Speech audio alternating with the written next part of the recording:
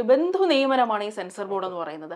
അപ്പോൾ ഈ ബന്ധു നിയമനം നടക്കുന്ന ഈ ഒരു ബോർഡ് നമ്മളൊരു കലാകാരൻ വർഷങ്ങളായി കഷ്ടപ്പെട്ടെടുത്തിരിക്കുന്ന സിനിമയ്ക്ക് മാർക്കിടാനാണ്, സിനിമ റിലീസാവണോ വേണ്ടയോ തീരുമാനിക്കുന്ന, സിനിമ എന്താണെന്ന് അറിഞ്ഞുകൂടാത്തൊരു ബോർഡാണ്. ഇത് ഇത്രയും വർഷമായിട്ട് നമ്മുടെ രാജ്യത്ത് ഇങ്ങനെ നടക്കുന്നു. അല്ല, അത് ശരിയാണ്, 100% ശരിയാണ്. അത് ഞാൻ ഭയങ്കരമായിട്ട് എതിർത്തൊരു കാര്യമാണ്. അല്ല, അത് എന്തുകൊണ്ടാണ് ഇങ്ങനെ സിനിമയുമായി ഒരു കുലബന്ധവും പോലും ഇല്ലാത്ത ആൾക്കാര് സിനിമയ്ക്ക് മാർക്കിടാനായിട്ട് ഇവരാണ് തീരുമാനിക്കുന്നത് സിനിമ റിലീസ് ആവണോ വേണ്ടത്? സെൻസർ ബോഡി സിനിമയായിട്ട് ബന്ധപ്പെട്ട ആൾക്കാർ വേണമെന്നില്ല. അത് ചിന്തിക്കുന്ന ആർക്കും ഇടാം. കാരണം ഒരു സിനിമയുടെ കലാമൂല്യം ഒരിക്കലും സെൻസർ ബോർഡ് അളക്കുന്നില്ല.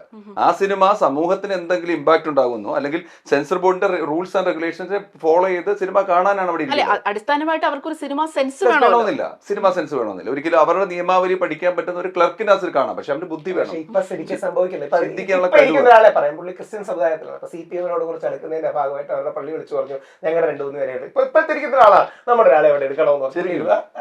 ഇത് കഴിഞ്ഞിട്ട് പേര് പറയാം. നമ്മുടെ അടുത്തൊരു സുഹൃത്താ പുള്ളി. ഇപ്പൊ ഞാൻ സീരിയസ് ആയിട്ടൊന്നും കാണാറില്ല, ഇപ്പം പോയി കാണും. ഇതൊക്കെ പലപ്പോഴും അത് സത്യസന്ധമായിട്ടൊരു പൊളിറ്റിക്കൽ അപ്പോയിന്റ്മെന്റ് ആണ്. ശരിക്കും കോടതികൾക്കൊക്കെ ഇടപെട്ട് എന്തെങ്കിലുമൊക്കെ യാർഡ് സ്റ്റിക്ക് വെക്കുകയും മറ്റും ചെയ്താൽ വലിയൊരു കാര്യം. അങ്ങനെ ഇടപെടാൻ കോടതിക്ക് സാധിക്കും.